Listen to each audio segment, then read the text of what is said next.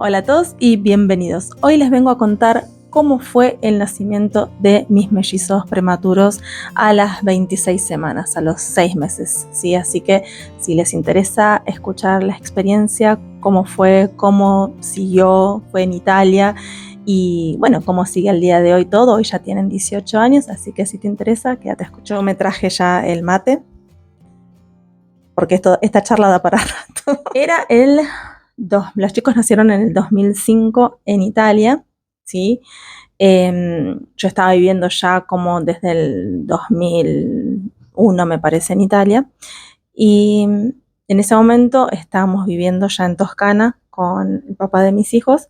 Y ya habíamos decidido que queríamos tener familia. Entonces, bueno, ¿qué hice? Obviamente me hice todos los análisis para ver si estaba todo bien. Empecé a tomar el ácido fólico, vitaminas, todo lo normal cuando uno quiere buscar un embarazo programado. Bueno, quedo embarazada como al toque. Yo en ese momento tenía, si no me equivoco, 28 años. Quedo embarazada enseguida. Y tengo la primera ecografía, que era a las 9 semanas. Y en ese momento me dicen que no tenía latido, ¿sí? Entonces fue la primera pérdida de un embarazo que tuve. Para mí fue muy choqueante porque jamás, o sea, como que jamás lo había escuchado, que alguien podía perder un embarazo así sin tener alguna enfermedad o algo preexistente. Sí me hacía raro de que yo no tenía síntomas. Nunca tuve síntomas, ni nunca tuve una gana de vomitar. Sí tenía un poquito de sueño. Fue lo único que noté, que tenía sueño. Pero bueno, en mí es normal que yo tenga sueño, pero era como un poco más. Y bueno, fue difícil, sí, porque bueno, cuando uno lo busca, y yo siempre quise ser mamá desde chiquita. Yo siempre decía, quiero tener 4, quiero tener una familia grande, siempre. Entonces fue duro, para mí fue duro. Y lo que vino después fue más duro todavía porque yo voy al hospital y me dicen que, bueno, eso, que no tenía latido, que teníamos que programar una, ¿cómo se llama? Un raspaje. Bueno, llorando, qué sé yo, quedé allá. Se lo había contado a mi familia que yo estaba embarazada y después vieron cómo es tener que contar que estás desembarazándote, digamos, porque pasó lo que pasó, es como doblemente difícil. Eh, bueno, llega el día, me internan, un miedo, porque nunca me había operado de nada, de nada. Entrar a un quirófano así en un país extranjero, estábamos los dos solos. Bueno, la cosa es que me trataron re mal, chicos, re mal. Ese día anda a saber qué fue lo que le pasó al anestesista, no sé. La cosa que me entran en el quirófano, yo mal, obviamente, por todo y por haber perdido el embarazo, por estar en esa situación, en una sala operatoria, en un país extranjero, pues generalmente uno tiene, tal vez espera que esté tu familia o alguien que te esté esperando, alguien que te, más allá de tu pareja. Eh, bueno, la cosa que entro al quirófano y estaban discutiendo, no sé, la anestesista con la enfermera, no sé, estaban discutiendo. Y yo dije, y de golpe la anestesista, así sin mediar palabra, yo lo único que vi fue una jeringa grande con algo blanco, y sin mirarme, sin decirme nada, agarró, yo vi que lo puso en la vía que yo tenía, y hizo así, ¡fuf! Y yo sentí como un vacío en el estómago, un frío en el cuerpo, como si se me hubiera parado el corazón. Me acuerdo que hice, ¡ah! Y ya está. Se nota que obviamente quedé anestesiada. Después me despierto, ya estaba en la habitación, nada, ok. Vienen 2 doctoras y estoy contando esto porque viene a colación de lo que fue el embarazo de los Meshi, ¿no? Y no es cortito y no daba para hacer un video aparte por esto. Bueno, vienen las doctoras, 2 doctoras, y se ponen a hablar también de entre ellas. ¿Vieron como si una no existiera, digamos, no? Y todo esto tiene que ver un poco con el hecho de ser inmigrante afuera. A veces pensaban que no hablaba italiano y yo hablo italiano perfectamente. Entonces hablaban como si yo no estuviera. Y me dicen, a ver, abrí las piernas. Abrí las piernas, yo digo, sí. Y me empiezan a sacar, o sea, empiezan a hacer así, y empieza a sacar metros de gasa de adentro mío, que yo ni sabía de mi existencia, y ni es que me va a decir, che, mira, te voy a sacar esto, nada. Fue también una sensación horrible, sentí yo, ¿qué pasó? ¿Qué me están sacando? ¿Qué es esto? Y me dice, bueno, chitina, porque allá es chitina, dicen a los, como nenita, decían, chitina, casi te memoriza en la mesa operatoria. Yo digo, ¿qué? Sí, yo no te toco, o sea, apenas te toqué, empezaste con una hemorragia y no había forma de pararla, o sea, no la podía parar, te tuve que meter toda esa gasa adentro para parar la hemorragia y bueno, gracias a Dios paró y hasta acá, pero yo no te pude hacer nada. Así que va a haber que hacerte de vuelta el raspaje. Yo digo, no. Bueno, la cosa es que estuve ahí internada, no sé, 2 días, 3 días. em, Me hacían la ecografía y me dicen, mira, no tenés nada. Seguro que no tengo nada. No, no, seguramente lo habrás perdido. Yo, pero a ver, no tuve pérdidas. Bueno, seguramente se fue, lo habrás perdido. Como lo habré perdido en algún momento. Bueno, ok, yo no perdí, no tuve pérdidas, fue como una gotita y bueno, pero viste que es muy chiquito, yo, bueno, ok, está bien, me voy y sigo haciendo mi vida, sigo trabajando. Y como a los 30 días me empieza a venir de vuelta lo que yo pensaba que era la menstruación, pero era distinto, era como, no sé cómo explicarlo, era como sangre, o sea, como sangre líquida, o sea, no es lo mismo, o sea, es como si vos te cortaras y te sale esa sangre, bueno, era esa sangre muy líquida.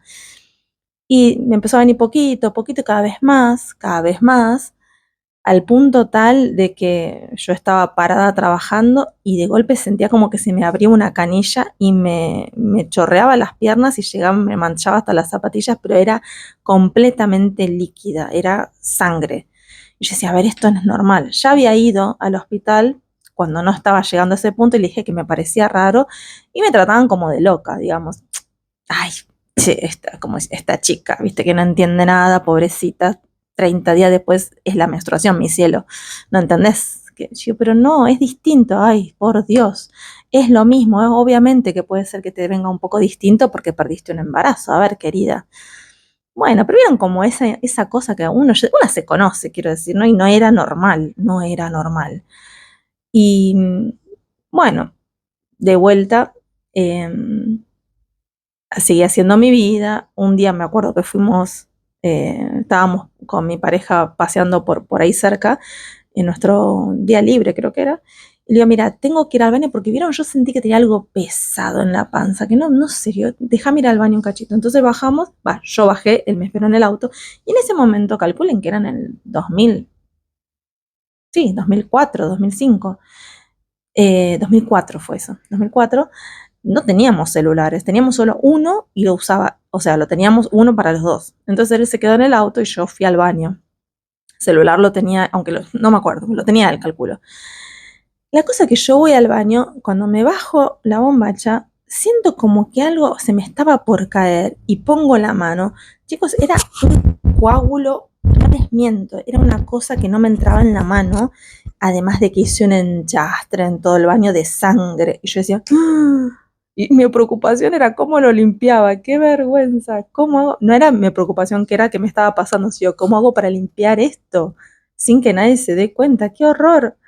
Bueno, como pude, tardé como 10 minutos en el baño, limpié y ya dije, bueno, no es normal esto no puede ser, nunca me pasó algo así en mi vida. Nada, fuimos a un médico particular. Bueno, la cosa es que fui varias veces a este médico particular, que en la zona decían como que era muy reconocido, pero al mismo tiempo también tenía como, no sé, como si fuera gente que lo había acusado como de manoseo o algo así. Yo dije, así que ya fui, pero decían que era el mejor, que era el mejor. Dije, bueno, voy a estar atenta, vamos a ver qué onda. Y la verdad es que me hacía la ecografía y no se veía nada. Me dice, está todo negro, no se ve. O sea, se nota que hay una hemorragia, pero no se ve de dónde es. Esto es hemorragia, no es menstruación. Bueno, la cosa es que vuelvo, vuelvo a ir para el hospital y no me acuerdo cómo fue que me tienen que hacer de vuelta un raspaje. Tenía las hormonas descontroladas, no me acuerdo, algo así había sido, porque tenía como todavía el embarazo, pegado y como que mi cuerpo ya empezó a generar hormonas normales del ciclo, ¿no? Entonces tenía los ovarios llenos de folículos, pero llenos como a punto de explotar y bueno, la hemorragia. Nada, obviamente que yo terrorizada, porque aparte me decían, y no sabemos si vas a poder tener más hijos. Y yo, ay, que te digan eso cuando vos lo que más querías en el mundo era tener hijos, era como, ¿qué me estás diciendo? Me hacen el raspaje, qué sé yo, y ahí va, como va todo bien. Bueno, vuelvo a mi casa, me hacen mi vida normal y me dicen que tengo que tomar unas pastillas anticonceptivas, que eran como muy fuertes, como para regular la parte hormonal, porque estaba todo como muy descontrolado. Estuve haciendo eso. A los meses me dicen que bueno, que ya estaba todo bien, que si quería podía volver a probar a quedar embarazada. Bueno, probamos de vuelta y me acuerdo que nos habían hecho me habían hecho una ecografía y anterior a la búsqueda y se veía que en el ovario había 2 folículos que podían llegar a salir juntos.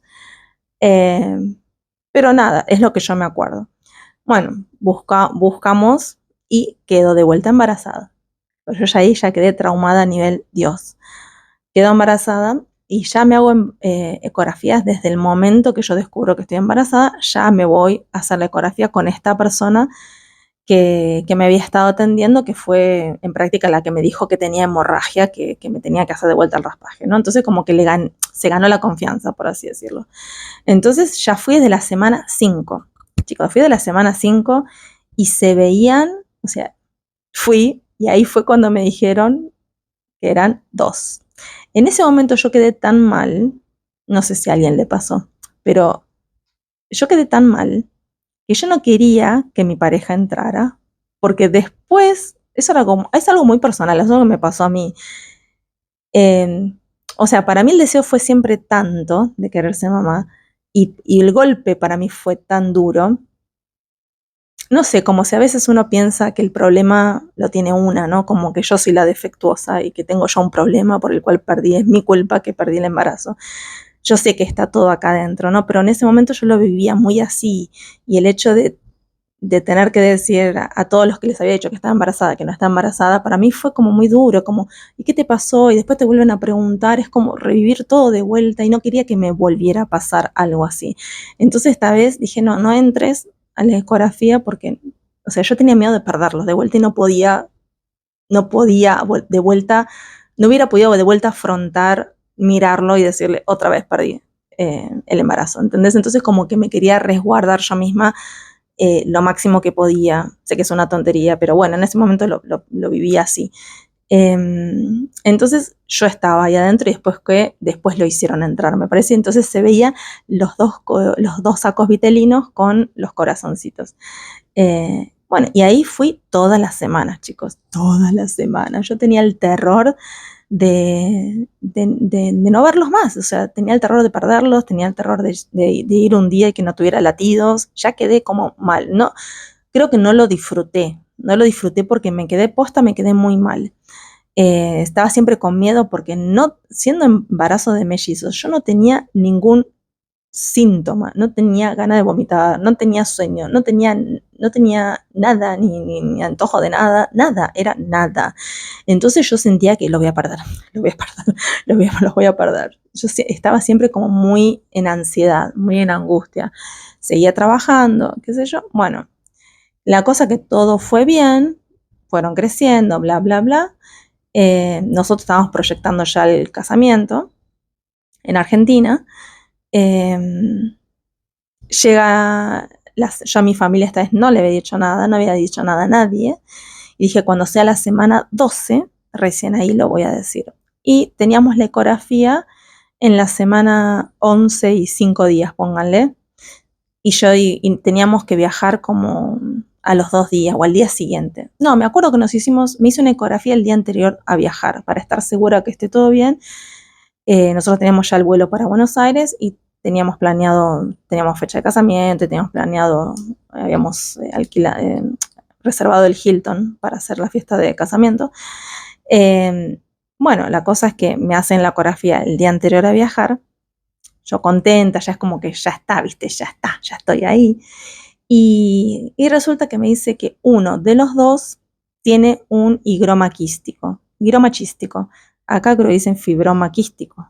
Bueno, ¿qué es eso? ¿Qué no es eso? Bueno, la cosa es que no entendía qué pasaba porque lo que le hacen es la translucencia nucal. Y con la translucencia nucal aparentemente era un poco más gruesa de uno de los dos y eso significaba que tenía eso y que podría llegar a ser alguna malformación o no sé qué. Bueno, la cosa que imagínense cómo viajé a Argentina con esta noticia. Antes de viajar, ahí sí, llamó a mi familia, yo llorando, que no les quería contar porque les quería dar noticia, pero ahora lo que me estaba hablando el ginecólogo obstetra era de hacer un aborto selectivo, que se podía, que era peligroso, pero que se podía tratar de abortar a uno y que el otro siga. Yo decía, ¿qué? O en ese caso había que abortar a los dos y qué iba a hacer. Y yo decía, Dios mío, mal, viajé mal. Imagínense. Llego a Argentina y digo, bueno, me voy a hacer de vuelta acá las ecografías en los lugares, en los mejores lugares de Argentina, no me importa. Entonces como que ya cuando llegué, como que dejamos todo, no sé si ese día o al día siguiente, ya me puse en campaña y me fui a la Suizo, a la materno Suizo Argentina, y me dijeron, está todo perfecto. Aparte ya en ese entonces empezaban como a mover un montón. Me acuerdo que en la ecografía estaban como saltando. Era lástima que no se podía grabar en ese momento. Era como muy chistoso. Estaban como saltando. Y dicen, no, no hay nada. Pero entonces yo le mirá, yo me hice ayer, le traje la ecografía que me hicieron ayer. Me dice, te juro que no hay nada, están perfectos los dos. Yo decía, no puede ser. Bueno, me hice como 3 ecografías. Fui al CEMIC, a la Suizo y después fui a otro lugar. Y en los 3 lugares no encontraron absolutamente nada. Yo no lo podía creer. Yo, bueno, entonces como respiré y ahí empecé a disfrutar un poquito más, se empezaban a mover. Bueno, ahí ya empecé a sentir, era como mariposas en la panza, pero una cuestión literal de tener mariposas en la panza. Eh, Hasta ahí todo bien. Estuvimos en Argentina, nos casamos, fiesta, todo bien. Volvimos a Italia. Esto sería como marzo, me parece a mí, marzo 2005, volvimos a Italia. Yo a la vuelta creo que ya había dejado de trabajar, o trabajé un poco y después ya dejé de trabajar. Nos mudamos de casa, estábamos viviendo en un lugarcito que era Castiglioncello del Trinoro, que queda a Sartiano, en Toscana, en provincia de Siena. La cosa es que el pueblito quedaba a 800 metros de altura, en un camino de ripio, o sea, todo piedritas, hasta llegar hasta arriba. Y nada, con un embarazo de mellizo, digo, no podemos quedarnos acá. En ese pueblo no había nadie, era un pueblo de, no sé, 50 habitantes, no había nada. Y digo, nos tenemos que ir de acá y nos fuimos para Chianciano Terme. Los mismos del trabajo nos consiguieron una casa ahí, porque siempre con pito y aloyo, o sea, casa y comida. Mi papá de los chicos estaba como jefe de cocina y yo había estado como jefa de pastelería en ese lugar, en un hotel-restaurante. Muy lindo, muy linda la vista que tenía el Valdorcha, hermoso el lugar.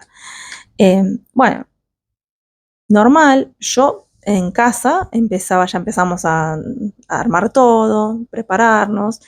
Yo ya pensando que iba a tener un parto, ¿cómo se dice? Con cesárea, obviamente, digo, siendo mellizos, no, jamás me planteé, no, un parto normal.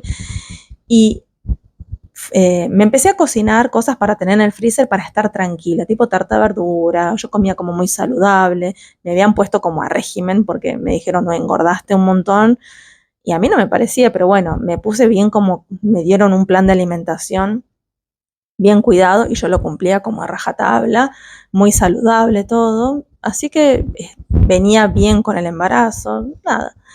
La cosa es que yo de vez en cuando empecé a sentir como una molestia en la panza, así como que no sé, como una molestia, como se te pone dura, pero no es como, sí, raro. Calculen que es el primer embarazo. Uno en el primer embarazo no sabe, y aunque los demás te cuenten, o sea, la experiencia es tan personal de cómo lo siente uno que creo que nadie me lo podía transmitir. Y aunque yo le decía lo que me pasaba, me decían, no, es normal, esto es normal, es la panza que no sé qué. Bueno, la cosa que me sentía rara y yo estaba de 5 meses. Estábamos yendo al supermercado un día con el papá de los chicos y caminaba 2 pasos y sentía como que me tironeaba, no sé cómo explicarlo, y ya no me gustó y habíamos cambiado de obstetra. No recuerdo el motivo, pero algo pasó con ese que habíamos cambiado a otro. que estaba ahí en Quianchano Terme, y me dijo, mira, es normal, te hace embarazo de mellizos, es normal que la panza tenga las contracciones esas que se dice de Braxton Hicks, algo así, es normal, vos tranquila, podría llegar a hacer natación, algo que te relaje. Bueno, ellos me decían, vos tenés que hacer, yo iba y lo hacía. Entonces, ¿qué hicimos? Como salimos de ahí, averiguamos natación a una pileta climatizada. A mí nunca me gustó la natación, pero dije, bueno, si me mandan a hacer natación, voy a hacer natación. Fuimos ese día, eh, nada, llego a casa y como que también, pero ya es como más, empecé a sentir más. No sé cuántos días habrán pasado, pero fue como ese día o al día siguiente o los 2 días, ya sentí como que era más, ya era un dolor, ya era un dolorcito, era raro. Me acosté durmiéndome con ese dolorcito. Y al otro día me levanto y veo que tenía manchado de marrón. Dije, esto no es normal, vamos, me voy al hospital de allá de Sartiano, se llamaba el Nótola. Y vieron cuando dicen, bueno, a ver que te voy a examinar, entonces me acuestan, vienen a examinar, pero no sentía dolor, tenía como vieron como unos pinchecitos, pero era como muy ligero, no sé cómo explicar, era como pinchecito, y después me pasaba, y al rato tal vez me venía como una cosita así, se me pasaba, no lo consideré algo, no sé, como un dolor, digo, de vuelta, ¿no? Yo pensando, embarazo, mellizos, me dijeron que las contracciones de Braxton Hicks, que es normal, que se acomoda la panza, que bla, bla. Entonces, esta era como algo muy chico, posta que era algo muy chico, nada que ver con los dolores de una menstruación, creo que era como muy chico.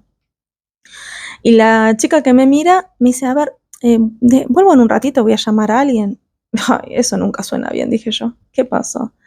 No venía, no venía, no venía. Viene otro, me mira, viene otro, me mira. Yo, bueno, ¿qué? Me dice, mira, te vamos a tener que trasladar porque eh, tenés el saco amniótico sobresaliendo. Le digo, ¿qué significa eso?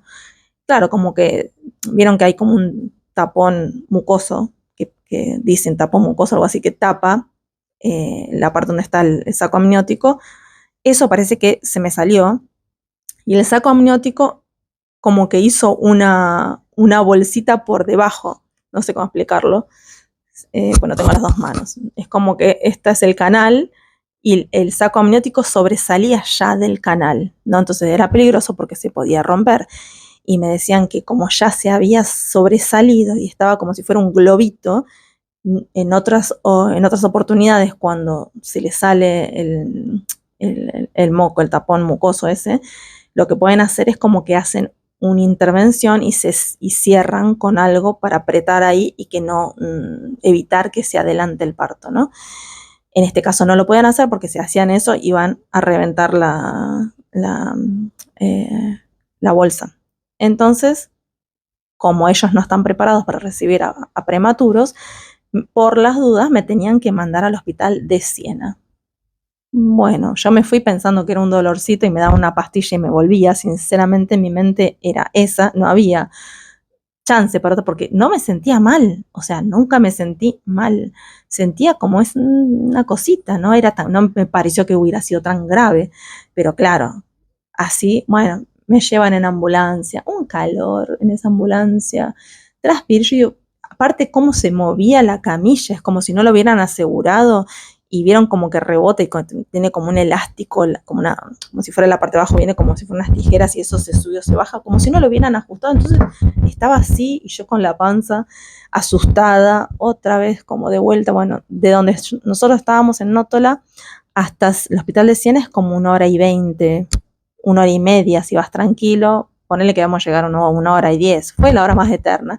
Y adelante, no, atrás de la ambulancia, iba el papá de los chicos como pegado a la ambulancia, viste, siguiendo. Llegamos a Siena, me internan y me empiezan a dar, ¿cómo se llama? Bueno, esas inyecciones que te dan para preparar los pulmones preparar los pulmones de los bebés en caso de que nazcan.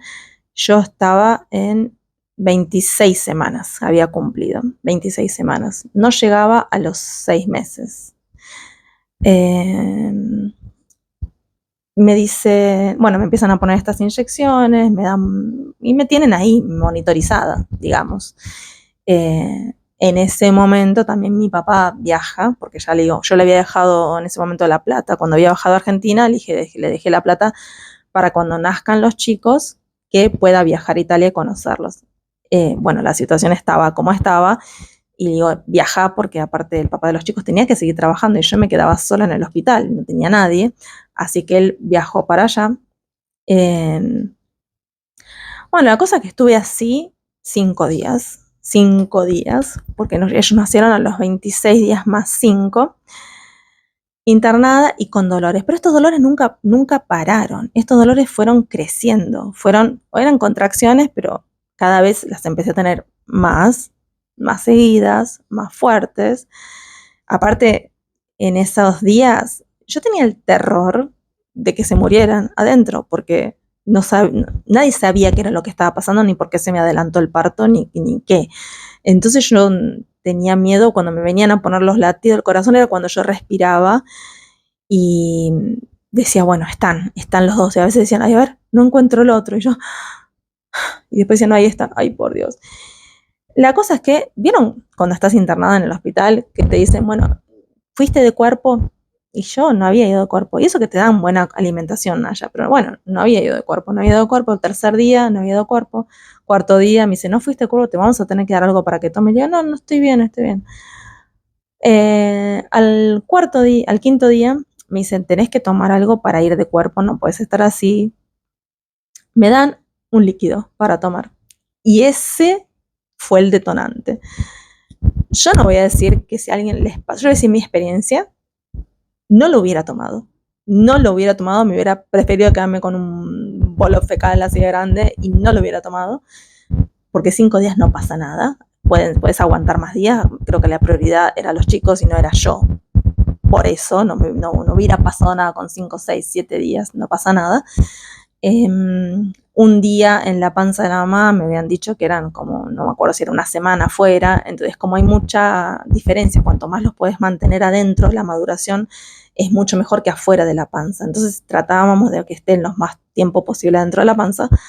La cosa es que eso que me dieron de tomar, al hacer que los intestinos se movilicen, me generaron contracciones más, o sea, mucho más seguidas y mucho más fuertes. Sí, fui de cuerpo, pero me detonó las contracciones.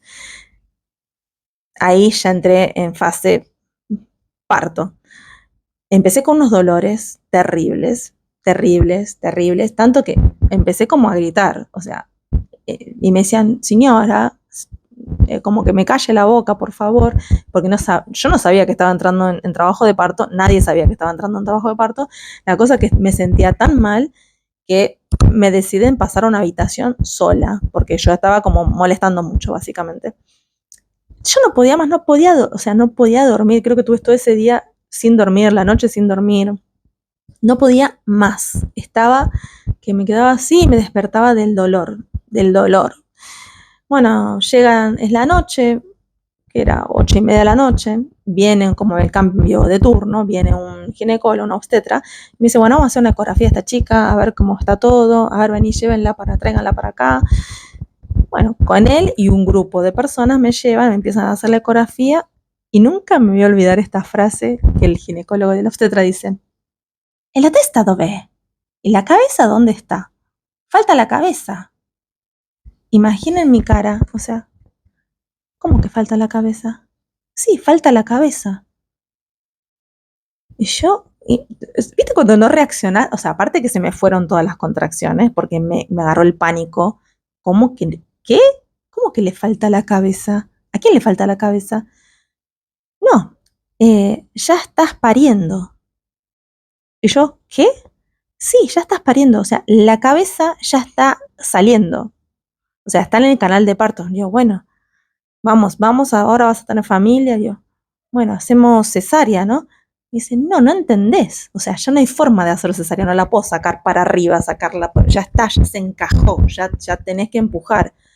Yo había hecho solamente, como fue todo muy adelantado, se me adelantó tanto, calculen que a los 5 meses no estaba haciendo todavía las reuniones esas para como es para preparación del parto. Fui a solo una. Y que tampoco me había parecido gran qué, porque todos hablaban de parto natural y yo iba a tener cesárea y la primera sesión que fui era de parto natural, o sea que te decían cómo respirar, pero nada, no me sirvió de nada, básicamente. Una sola no te sirve. Así que cuando me llevan a la sala era para tener parto natural y yo no tenía ni idea, no, ni siquiera había leído, porque yo sabía que siendo embarazo de mellizos iba a ir directamente a cesárea. Entonces, en ese momento estaba mi pareja. No, ahora. Me dice, bueno, acá cuando, a ver, sí, ya estás dilatada. Me dice, cuando sientas, empuja.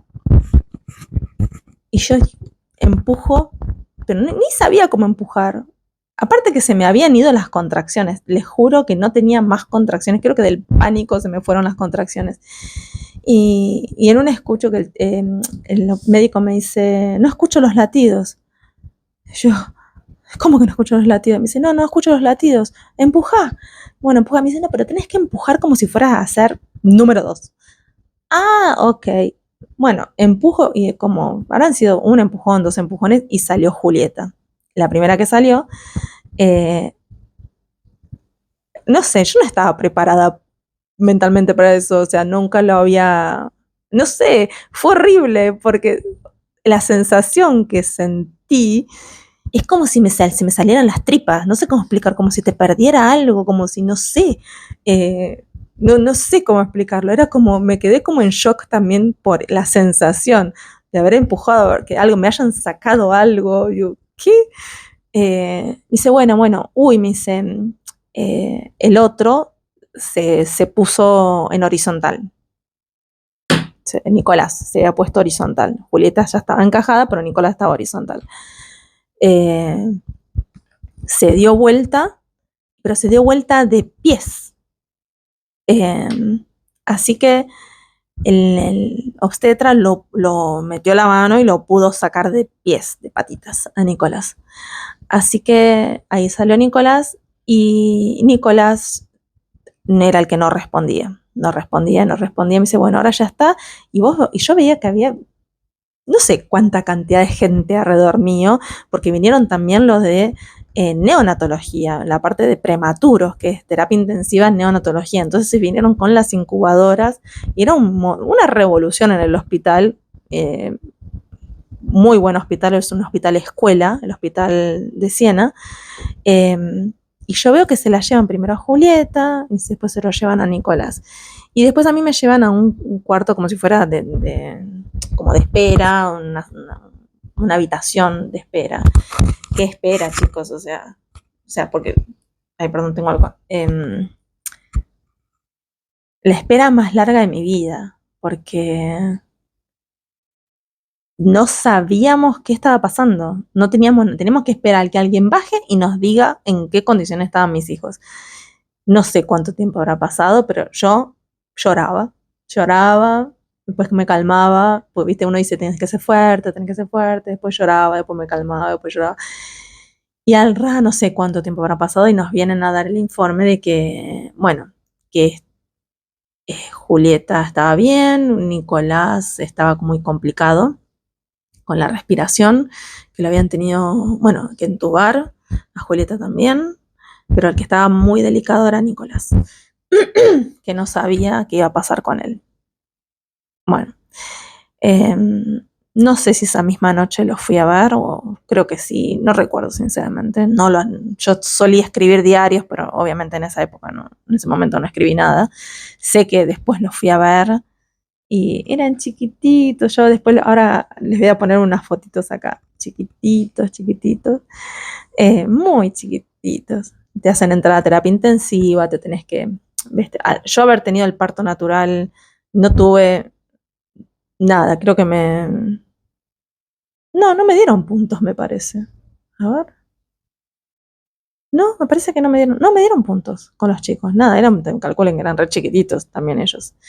Peso 980 Nicolás, 920 Julieta.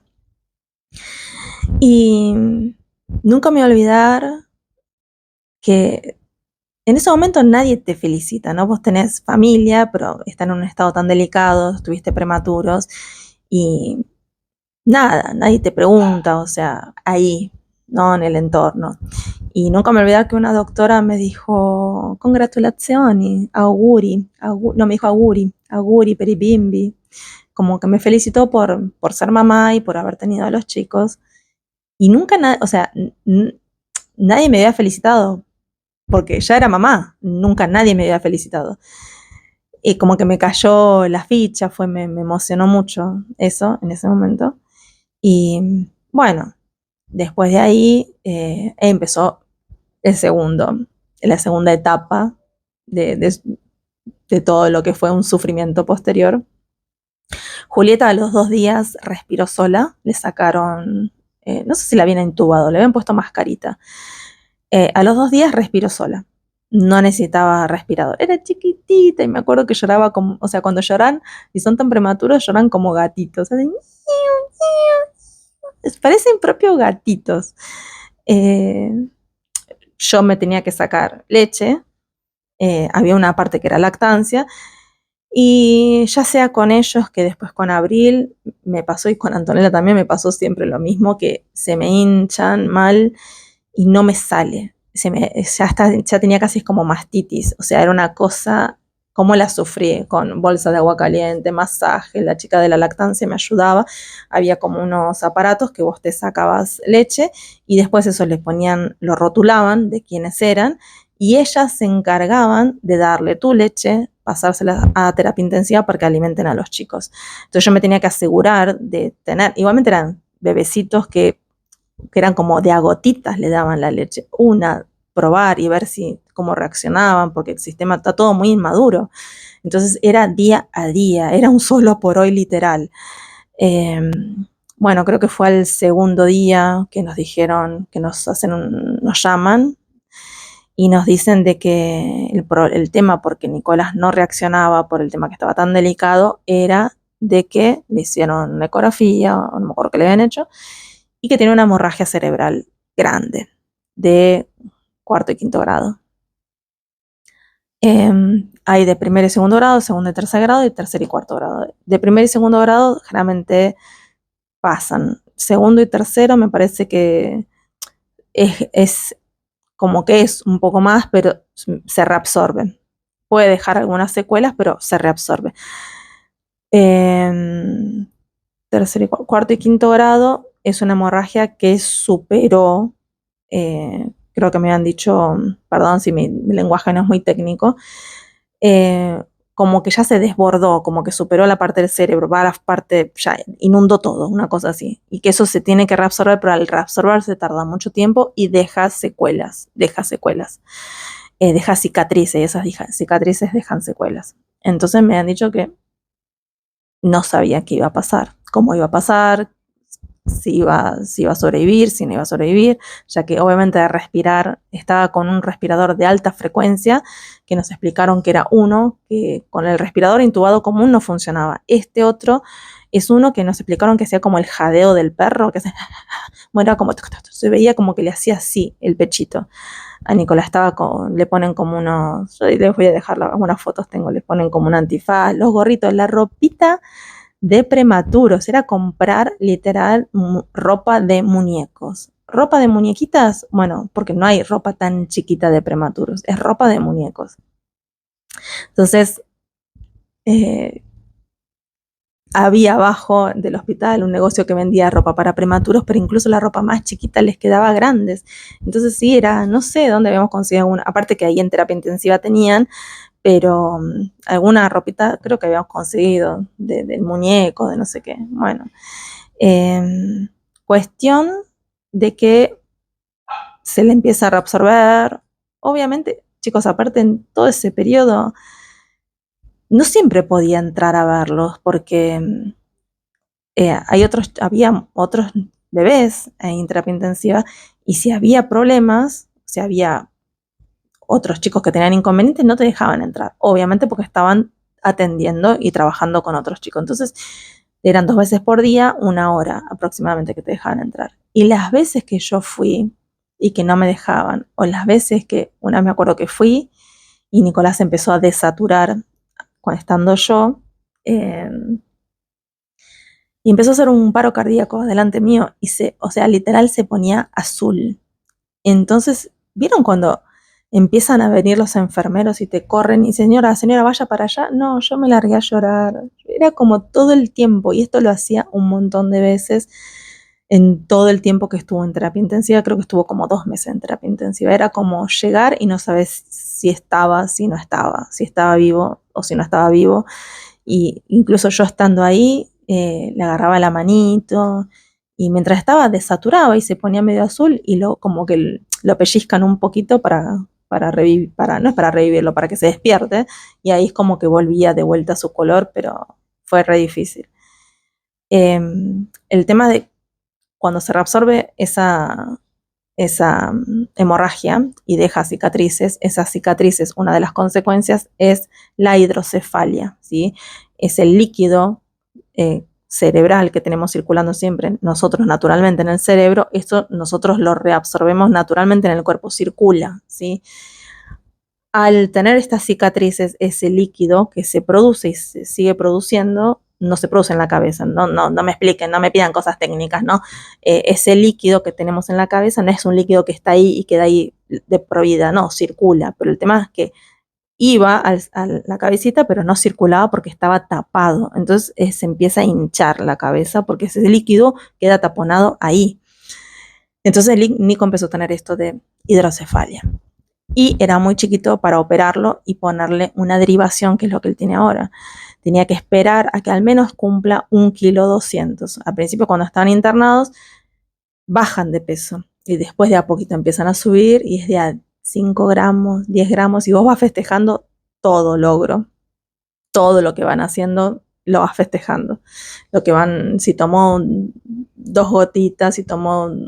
Yo eso sí lo tengo anotado. Hoy Juli tomó un chichi medio, 2 chichi, hoy subió a 3 chichi. Chichi son centímetros cúbicos. Bueno, la cosa es que llega el momento, mientras tanto, llega el momento de que lo operan, pero no para la válvula, sino que le ponen un reservoir, que era como, no sé, algo que le ponen en la mollerita, que le permite a ellos, al neurocirujano, con una jeringa, extraer el líquido de más desde, este es un botoncito que le ponían acá. Entonces todos los días le tenían que extraer una cantidad de licor. El licor es el líquido que circula. Entonces todos los días, que también es algo peligroso porque se puede infectar, porque es una inyección en una zona muy delicada. Entonces era siempre estar al borde, al borde. Julieta por suerte siguió mejorando, nunca tuvo ningún problema. Me dejaban verla, después cuando se hizo un poquitito más grande, cambiar el pañalcito. Julieta al mes creo que ya pasó a terapia intermedia. Entonces yo me dividía un ratito con Julieta, un ratito con Nico, pero siempre estaba como ahí, y cuando estaba me sacaba leche. Y algo importante a destacar, que el hospital de Siena tiene una habitación para las madres de prematuros, o sea que yo vivía en el hospital, en una habitación compartida, había como, no sé, 8 o 10 camas, y vivía ahí, porque literal no me podía ir y volver, no lo hubiera hecho, me hubiera quedado ahí, no sé, hubiera hecho una carpa, me hubiera quedado ahí, pero gracias a Dios yo me quedé ahí viviendo, así que eso fue súper importante, yo quería estar ahí todo el tiempo. Bueno, le ponen ese cosito a Nico, la operación sale bien, obviamente que siendo una operación que están operando a alguien de 1 kilo, es muy delicada y no sabían qué iba a pasar, etcétera. Entonces, por suerte todo bien, y tenían que esperar a que él gane 1,2 kg para ponerle la válvula. Bueno, lo pasan también a él finalmente, después lo pasan a terapia intermedia con Juli, pero chicos, en ese momento también era verlo con la cabeza. A veces yo lo iba a ver y tenía la cabeza que se le veían todas las venas, pero era mucho. Y yo decía, pero o sea, porque eso genera una presión en el cerebro, y se lo veía que estaba mal, estaba sufriendo, estaba pálido. Entonces yo las veces, chicas, que me fui, pues yo le decía a la enfermera, y dice, ay, sí, ahora llamo al neurocirujano. Y pasaba un montón de tiempo y no venía. Y el neurocirugía estaba en el mismo piso de donde estaba terapia intensiva neonatológica y neonatología. Y yo agarraba y me iba corriendo y me iba a buscar al neurocirujano, me iba a donde estaba para allá y decía, che, mira, Nicolás está con la cabeza así, está sufriendo. Y bueno, ahí venían y obviamente las enfermeras me querían matar porque yo las bypaseaba, pero bueno, no me importa, o sea, en ese momento yo veía que estaba mal, los llamaban y no venía, y yo sabía que se tomaban también un poco a veces el tiempo, como, debo decir.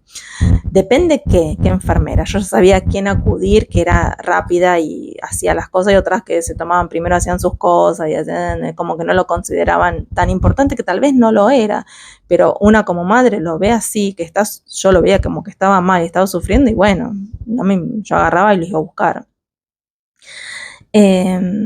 Bueno, pasó el tiempo, llegó el kilo 200, se programa la intervención para la derivación, que es una cirugía más complicada, ya que se le pone una válvula en la cabecita, tiene como si fuera como, no sé cómo explicar, como un cánulo que va directamente al ventrículo, a uno de los ventrículos del cerebro, donde se deposita este líquor.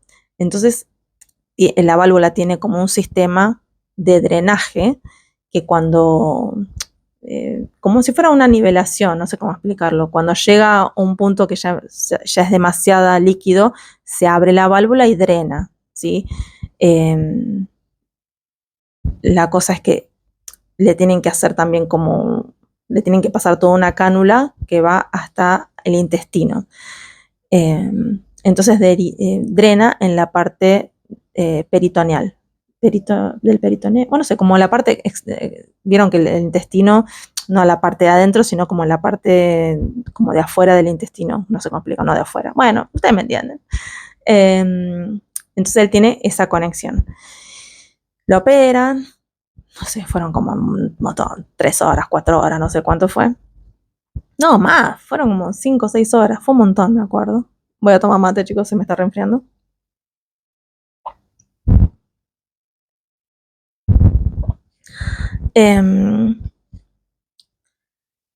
Salió bien de la operación y bueno, había que esperar que cicatrice. No tenía que dormir de ese lado porque estaba cosido.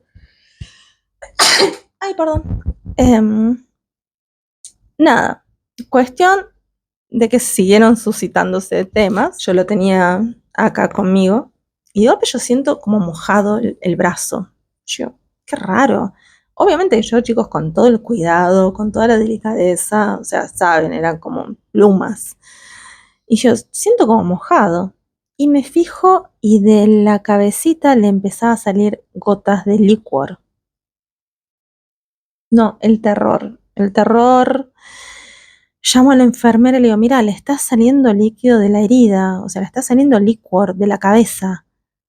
Bueno, se lo llevan, llaman al neurocirujano y hay un vidrio que separa donde estábamos nosotras y donde vemos las enfermeras y donde tienen una mesita de trabajo. Viene el neurocirujano y se lo pone a coser así en crudo, o sea, los gritos de Nicolás, obviamente, porque la pielcita de ellos es como muy finita, es como una cebollita, muy chiquititos. Los gritos que pegaba y yo lloraba desesperada porque es una impotencia que no podés hacer nada. Estás pensando que obviamente están haciendo lo mejor por tu hijo, pero no, te rompe el corazón escuchar lo que está pasando. Bueno, lo terminan y me lo dan para que lo mime, lo tenga OPA. Y yo decía, por Dios, no quiero que pase más, no quiero que pase más por más nada. La cosa es que después me pasaron a una habitación, no me acuerdo después del tiempo, terminé en una habitación con ellos dos y después finalmente me terminan dando de alta más o menos a la época que tenían que haber nacido, que era en septiembre. Ellos nacieron en mayo, el 6 de mayo, y me dan de alta creo que el 3 de septiembre, una cosa así. Pero Nico nunca estuvo del todo bien, no sé cómo explicarlo. Estaba bien y por momentos como que no, estaba raro. A veces se le hinchaba mucho la panza, tenía deposiciones a veces como raras. nada, como que a veces la fontanela, dice la mollerita, la fontanela, dicen allá en Italia, se le hundía demasiado, entonces se despertaba como con la cabeza así como toda más como chupada, y a veces que como que se le hinchaba un poquito, como eso me llamaba la atención. Entonces íbamos, siempre que teníamos una oda, nos casábamos todo y nos íbamos para allá. Yo en esa época siempre tenía un bolso listo para irme. O sea, tenía como, ya me he hecho la costumbre de, bueno, ya tengo para irme con mi ropa, con los chicos, con los pañales, ya tenía un bolso listo. Lo habré llevado 2 veces porque no me parecía, porque hacía la caca rara, porque un día incluso como acá en abajo de las axilas se le han hecho como bultos, le digo, a ver, estos son los ganglios, es alguna infección. No, no señora, está bene, guarda que está bene, qué sé yo. Lo llevamos otra vez porque de vuelta no lo veíamos bien, que tenía la panza muy hinchada, y lo ve una doctora que hace seguimiento a prematuros, que era muy buena, y dice, señora, ¿por qué no lo trajo antes? No sé si les pasó, no sé si les pasó, pero creo que a nosotras madres nos suele pasar mucho, de que vemos que no están bien, los llevamos y nos atienden a uno y dicen, no, no tiene nada, señora, váyase a su casa, no ves que es un resfrío, no ves que... no. Y después cuando te atiende el correcto, te dice, señora, ¿por qué no lo trajo antes? ¿No se dio cuenta que está mal? Y yo vine ya como 2, 3 veces, ¿y quién lo vio? Y lo vio tal, tal y tal. Me dice, no, no puede ser. Bueno, la cosa que decide internarlo, porque lo vio mal. Y yo, sí, yo también lo vengo viendo mal. Llaman al neurocirujano, el neurocirujano lo ve y también lo ve mal. Dice que seguramente debe ser un problema de válvula. No, y otra vez no. Ay, chicos, prendí la luz porque acá ya atardeció y se estaba empezando a quedar como todo muy oscuro el video, así que prendí la luz.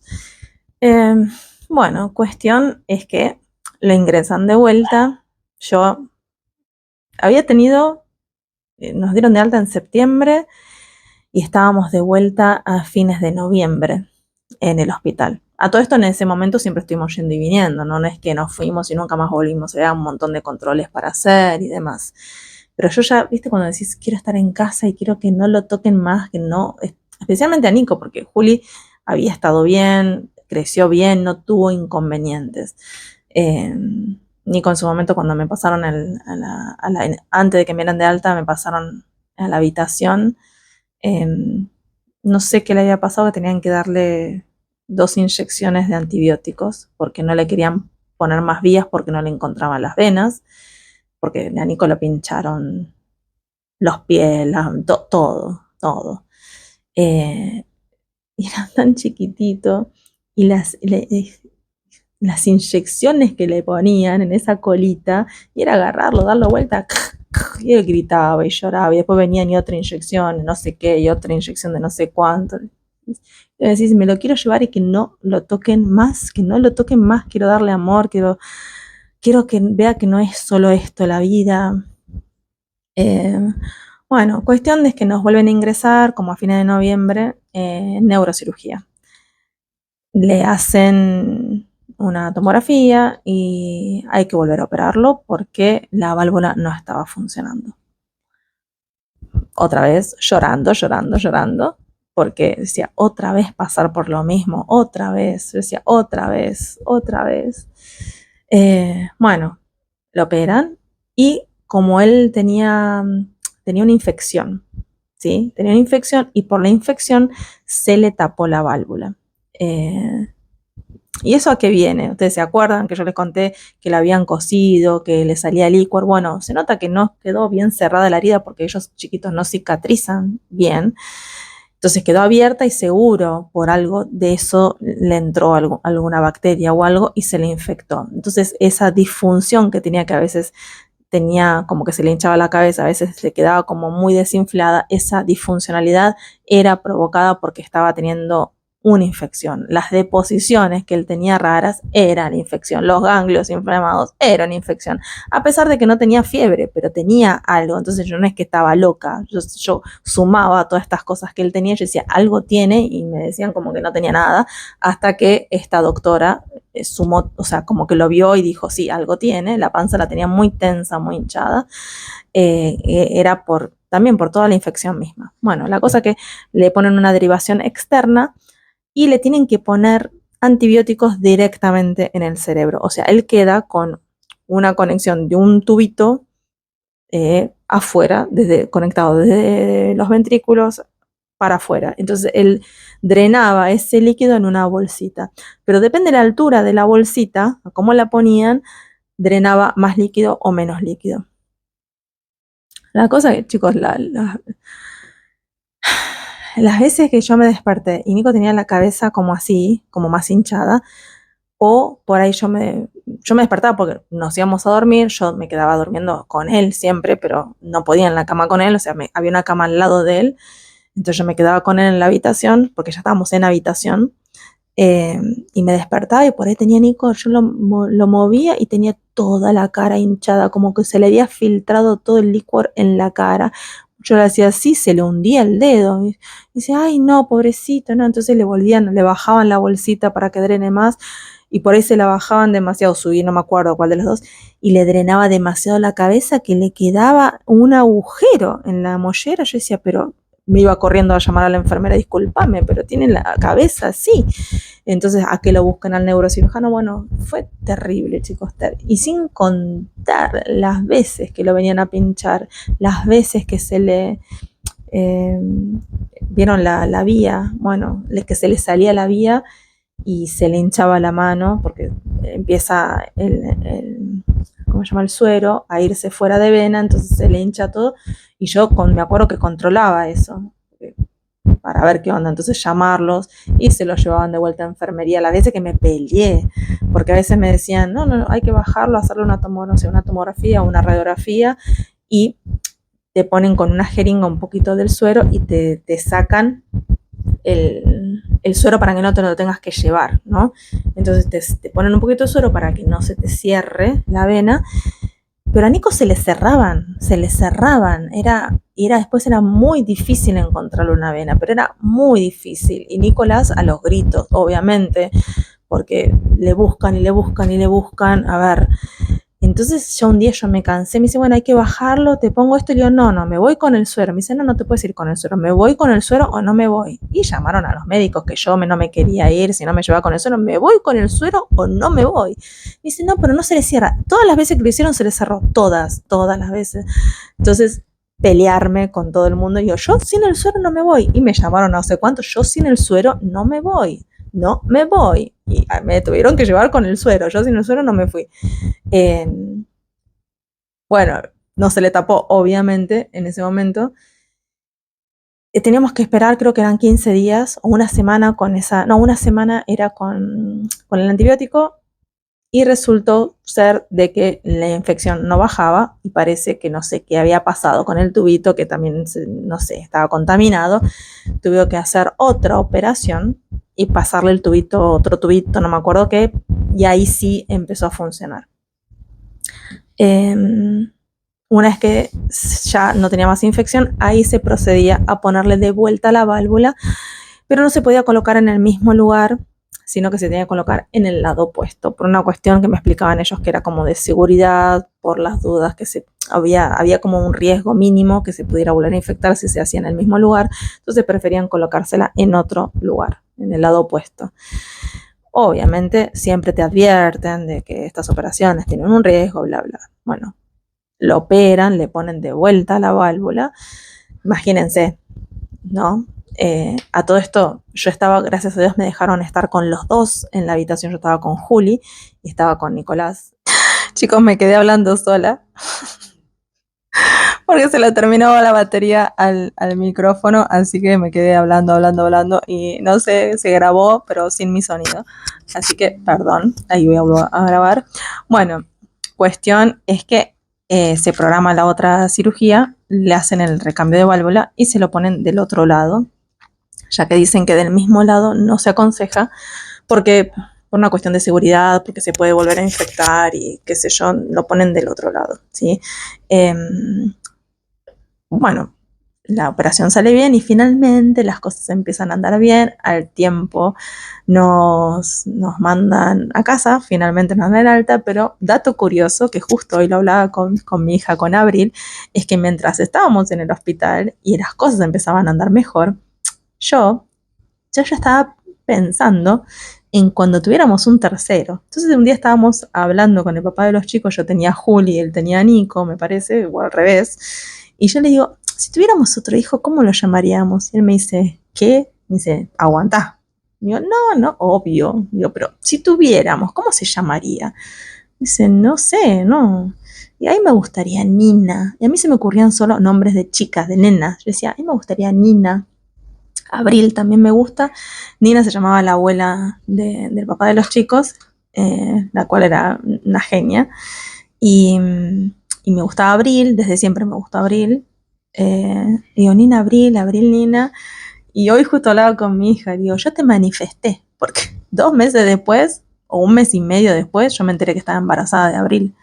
Así que, sí, no sé, creo que en enero me enteró que estaba embarazada de Abril o a mitad de enero, no me acuerdo.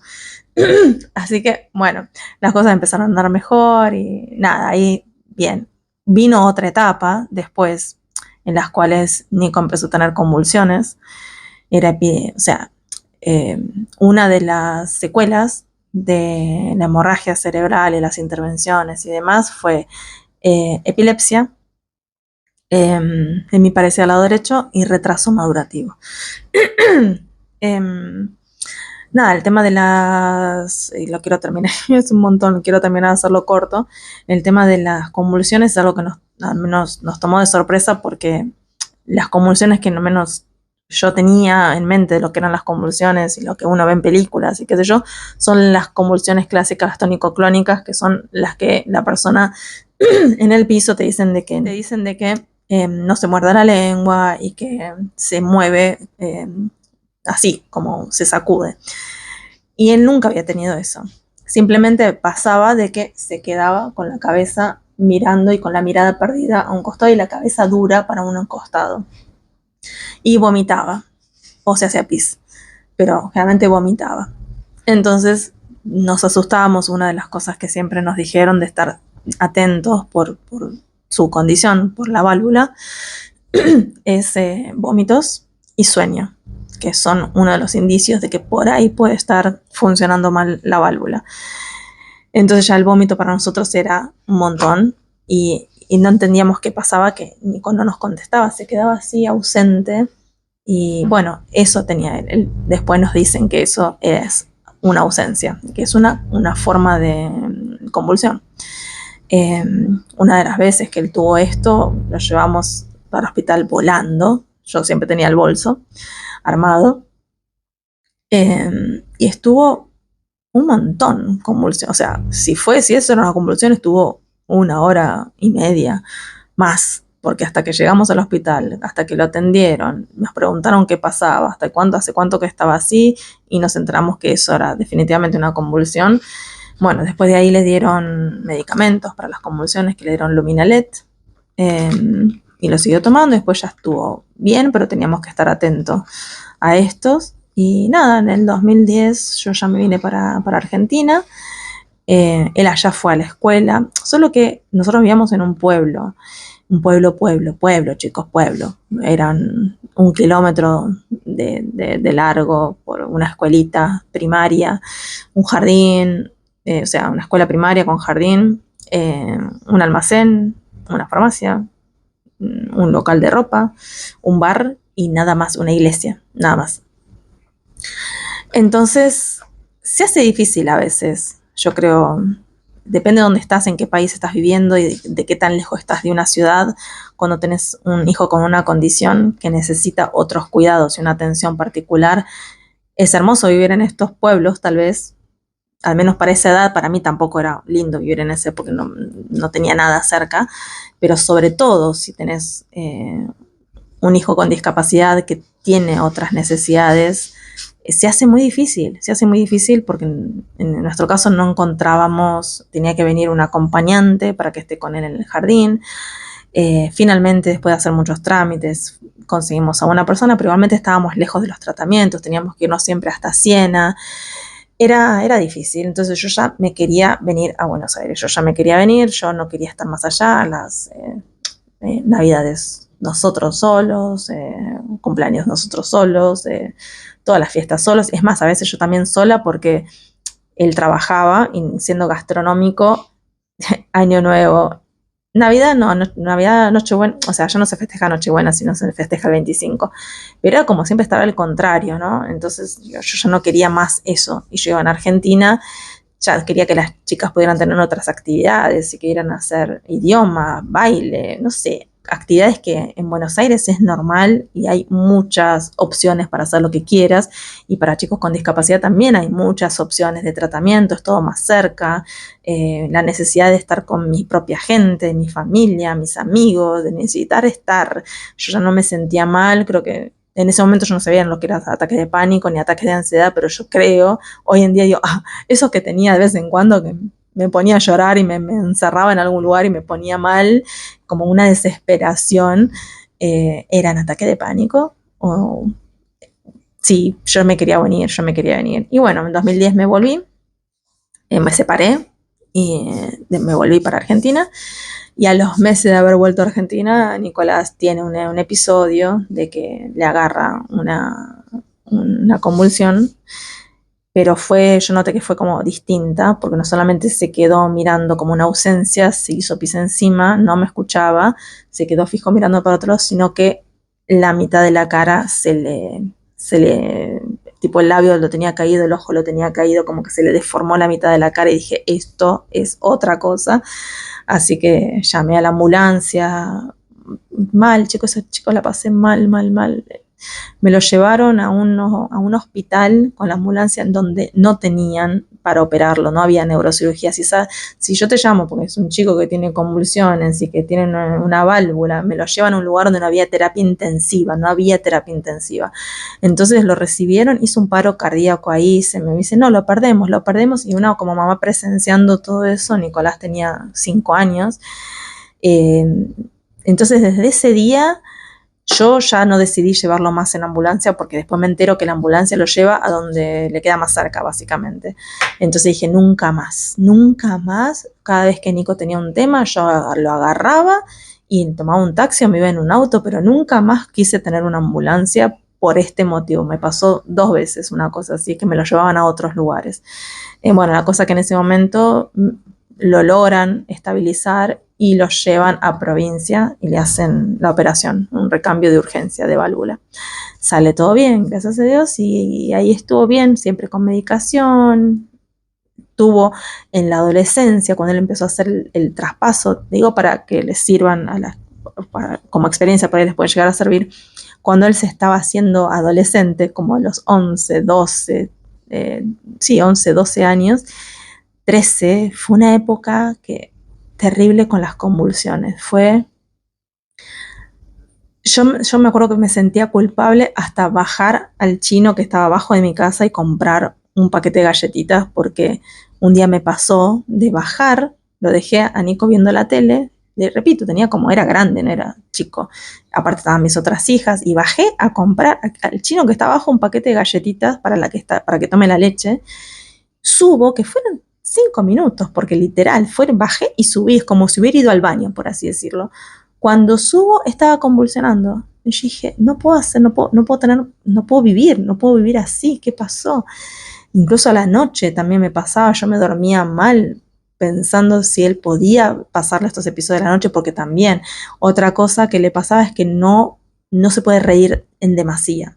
O sea, una vez pasó de que se mató tanto de la risa, lo hicieron reír tanto, carcajada, y juá, juá, juá, juá, juá, juá, y se reía. Y era tan lindo verlo reír tanto, y se reía, y se reía, y se reía. Bueno, estas personas se van, que lo hicieron reír, y qué sé yo, y convulsionó.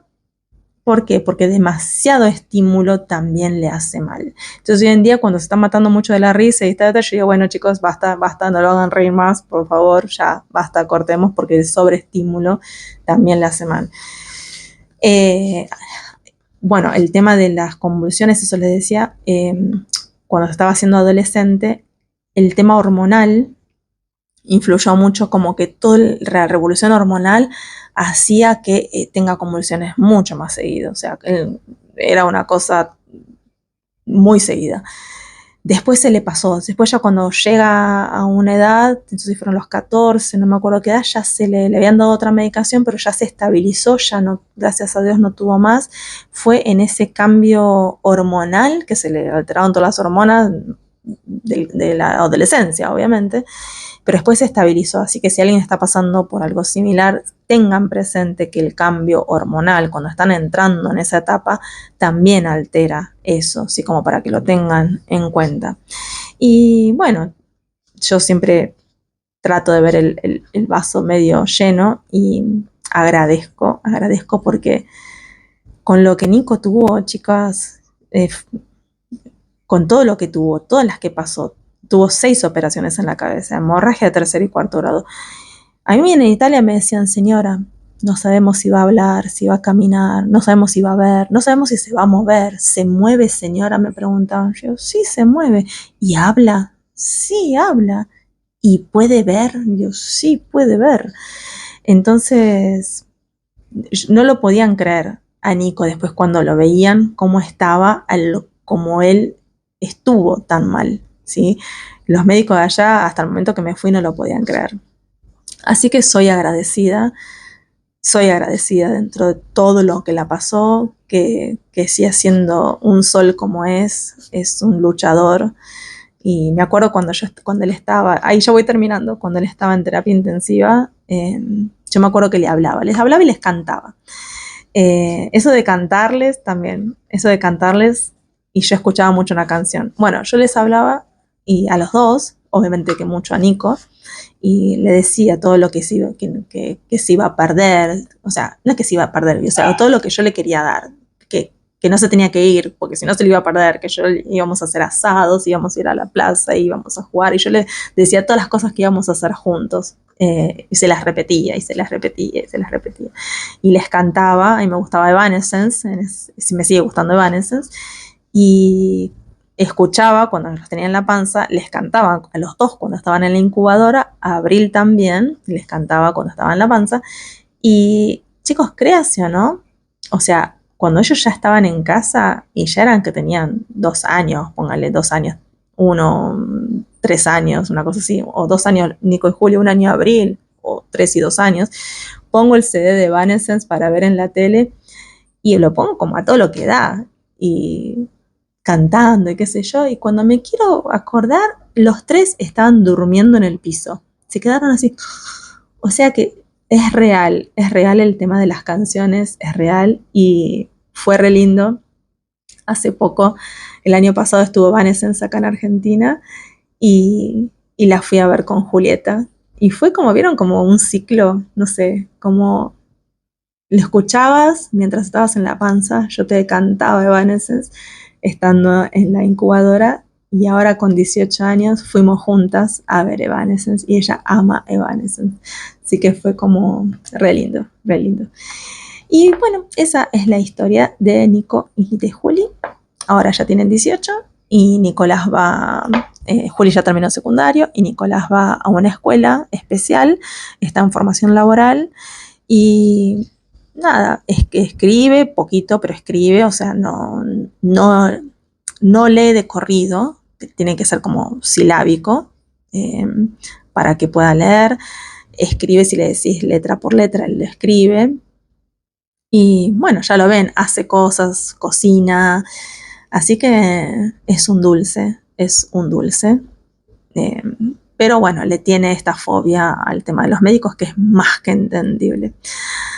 Así que bueno, esa es la historia, espero que les haya gustado y fuerza a todas las mamás que estén atravesando por esto.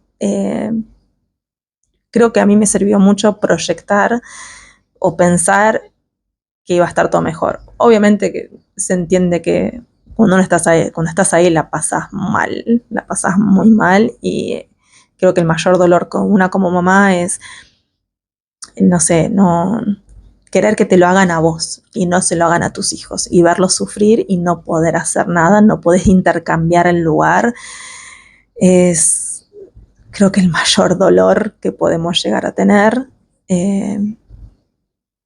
y tener que ser fuertes y estar ahí para ellos a pesar de que por dentro te estés muriendo y que te sientan que estás bien y que, al menos yo trataba eso, ¿no? De hacer que cuando les tocaba las manos, cuando estaba ahí, que me sientan que estoy fuerte para ellos, que se pueden apoyar en mí y bueno, eso. Todo pasa y siempre los médicos te van a decir el peor pronóstico, eso sépanlo también, porque si te dicen, sí, puede caminar o sí, puede hablar y después no lo hace, los médicos se terminan comiendo el garrón de que, bueno, no pasó. Entonces, tengan presente que siempre les van a dar el peor pronóstico, como para que si sucede ya estén preparadas, ¿sí? Fue lo que me hicieron, como que no iba a caminar, no sé si iba a caminar, no sé si iba a hablar, no sé si... Bueno, puede pasar o no, no piensen, y sobre todo cuando son prematuros, tengan presente esto que me lo dijo una amiga mía, que es bióloga y es una genia total, es muy estudiosa, trabajó en el CONICET o trabaja en el CONICET, y ella me dijo eso, me dice, no te preocupes porque ellos, los bebés, nacen con millones de neuronas que migran, me dice, no te preocupes por eso.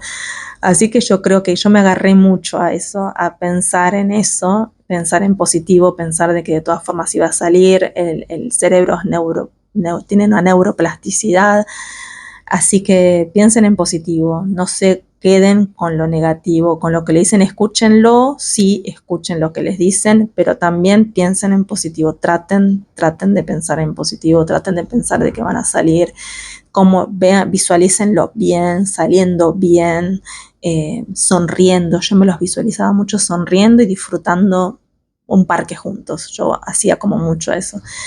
Así que, bueno. Una historia re larga, chicos, re larga. Perdón. Nada, nos vemos en el próximo video. Se les mando un besito. Chau.